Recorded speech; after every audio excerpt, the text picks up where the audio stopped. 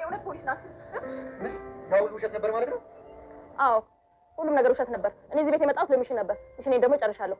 ሳሮን እባክሽን መሳሪያ ወደ ታች አውርጂ። እየነገርኩሽ ነው እባክሽን። አይ እኔ እስር ቤት ገብቼ እናቴ በዚህ በስተርጅና እድሜዋ የሰዎች መጠቃቀሚያ ከማደርጋት ሞቴን ነው የምመርጠው። ወንድሜ ትናፍቀኛለሽ እህቴ፣ አንቺ እና ደግሞ ሁላችሁ በጣም ወዳቸዋለሁ።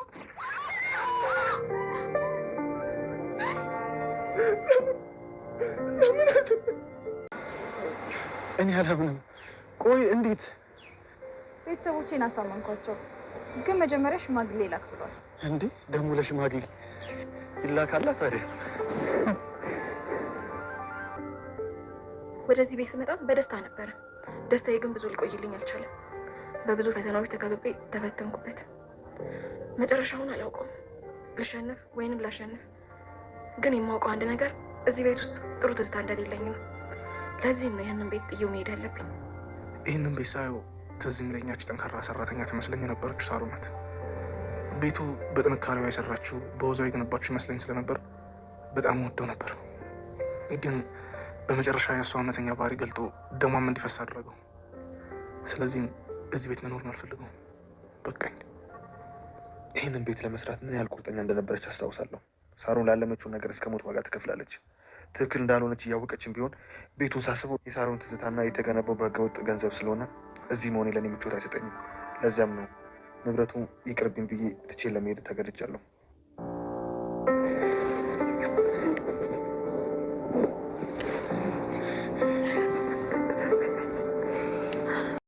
ሳሮን ቤት ሚስጥር ግልብጥብጥ ወጣ። ሳሮን ራሷን መቆጣጠር አቃታት። የበደለቻት እህቷ መሆኗን ስታስታውስ በህይወት መኖርን ጠላች። በእኔ መኖር ቤተሰቦቼ ከሚያፍሩ እስር ቤት ገብቼ የማንንም መጠቋቋሚያ ከምሆን በማለት ሞቷንም መረጠች። ሽጉጧንም በማውጣት ራሷ ላይም ተኮሰች። ክፉ ስራዋ በህሊኗ እየጮኸ ያላስቀመጣት ሳሮን ይች ምድር ተሰናብታ ሄደች። ምንም ባልጠበቁት መንገድ በደቂቃ ቤታቸው ወደ ሀዘን ተቀየረ። ሰላም ጤና ይስጥልን ውድ ቻናል የቤተሰቦች እንደምናላችሁ በያላችሁበት በዓለም ዳርቻ ሰላማችሁ ይብዛ እያልኩኝ የህይወት መንገድ ክፍል 59 ካየሁት ውስጥ የቀጠለውን ይዤላችሁ መጥቻለሁ። እስከ ቪዲዮ ፍጻሜ ድረስ አብራችሁኝ ቆዩ። አመሰግናለሁ። ሳሮን ህይወትን ብዙ ጊዜ አይነሽላፈር ብላ ታውቃለች። በመጀመሪያ መልካም ሰው በመሆን ከጎዳና ካነሳቻት በኋላ ነገሮች ባላሰበቻቸው መልኩ ህይወት ላይ በጣም ተቀየረችባት። ወልዳ በተኛችበት በሶስተኛ ቀኗ ልጇንም ነጠቀቻት። በዚህ ብቻ አልበቃም፣ እሷንም አገተቻት። መጀመሪያ በጣም መልካምና ትሁት ሆና የተከሰተችው ሳሮን የማትታወቀው አዲሷ ክፏ ሳሮን ሆና ተከሰተችባት። በህይወትም ፈተናዋን አከበደችባት። ብቻ እንዴት አድርጋ ህይወትን መግፋት እንዳለባት በጣም ግራ ተጋባች። ብዙ ጊዜ ከዛ ቤት እንድትወጣና ራሷን እንድትጠብቅ ቢመክሯትም ህይወት ግን ነገሮች ከተገለጡ በኋላ ሳሮንን ይቅርታ የምትጠይቅበትን ቀን እየተጠባበቀች ነው። በእርግጥም ይቅርታ ብላታለች። ነገር ግን ሳሮን ለመስማት ፈቃደኛ አይደለችም። ሳሚም ብዙ ጊዜ ይቅርታ ጠይቋት ያውቃል። ሳሮን ግን ከዛቻና ከማስፈራሪያ ውጭ ይቅርታቸውን ለመቀበል ዝግጁ አይደለችም። ሩት የታገተውን የእህቷን ልጅ ለማስለቀቅ በማለት ወደዛ ቤት ብትገባም ነገሮች ግን አልጋ ባልጋ አልሆኑላትም። ሳሮን ብዙ የምታሰቃያቸው ሰዎች ስለነበሩ እነሱንም መታደግ እንዳለባት የራሷን ህይወት ወደ ጎን በመተው ተበዳዮችን እያሰበች እዛ ቤት ኑሮዋን መግፋት ጀመረች። በሌላ በኩል ሚኪ አጎቱን በግፍ ተነጥቋል። የዚህ ወንጀል ተባባሪም ሳሮን ስለነበረችበት እንዴት አድርጌ እሷን በፖሊስ ተጠያቂ ላድርግ የሚለው ወደዛ ቤት እንዲገባም አድርጎታል። እንግዲህ የሁለቱ ግጥምጥሞች ሳሮንን በህግ ተጠያቂ ለማድረግ ሲሆን ይህንን ሚስጥር ግን ከልባቸው ውጭ እርስ በርሳቸው አይጋሩትም ነበር።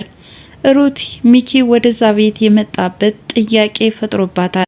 ሚኪም በበኩሉ ሩት እዚህ ቤት የገባሽበት የሆነ ዓላማ ይኖርሻል፣ በማለት ብዙ ጊዜ ጥያቄ ፈጥሮበት ነበር።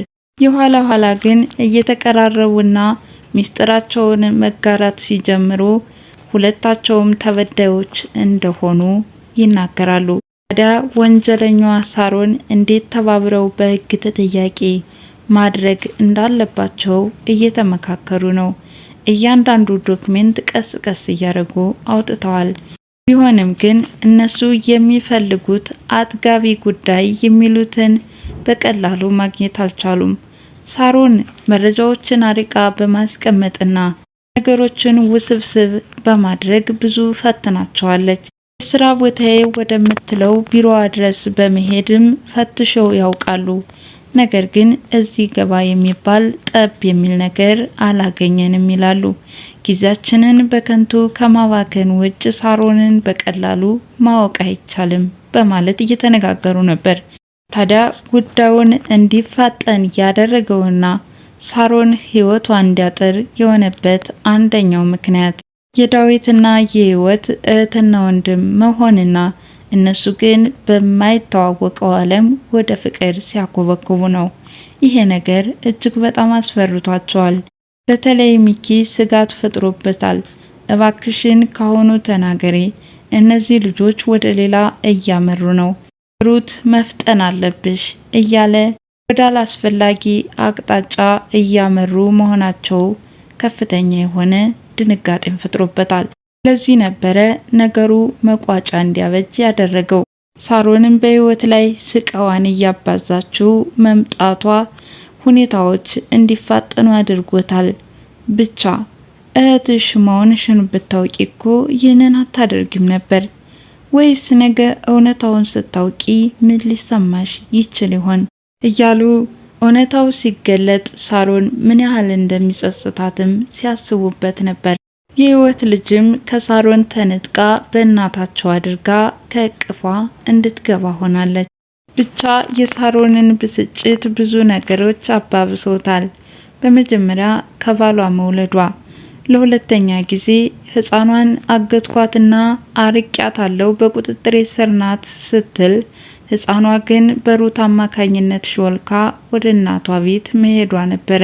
ይሄ ብቻ አልበቃም። በዳዊት አማካኝነት የህይወት እቅፍ ውስጥ ስትገባ ጭራሽ ደግሞ ድቃላሽን አመጣሽ አንቺ ዘረቢስ በማለትም ጠመደቻት።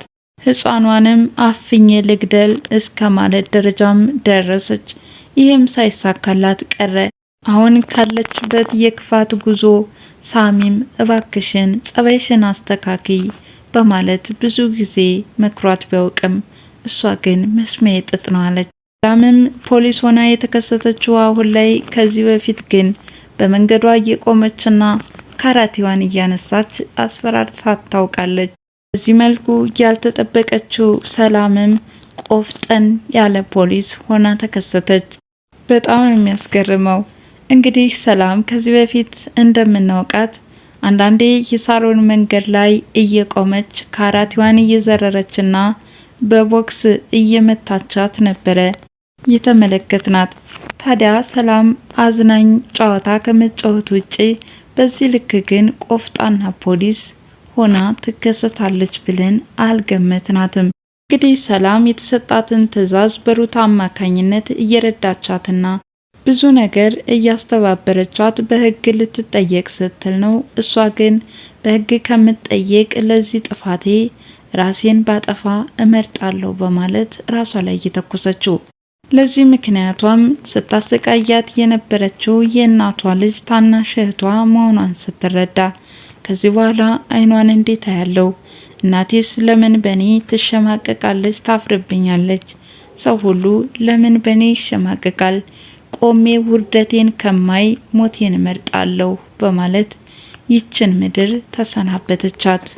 ሩትም በሞት ይጠናቀቃል ብዬ ያልጠበቅኩት እንደዚህ ነገር ስለሆነ በጣም ይቅርታ በማለት ዳዊትን ይቅርታ ጠየቀችው። ዳዊት ግን አውቃለሁ እህቴ በብዙ ውስብስብ ወንጀሎች እጇ የተጨማለቀ ነው።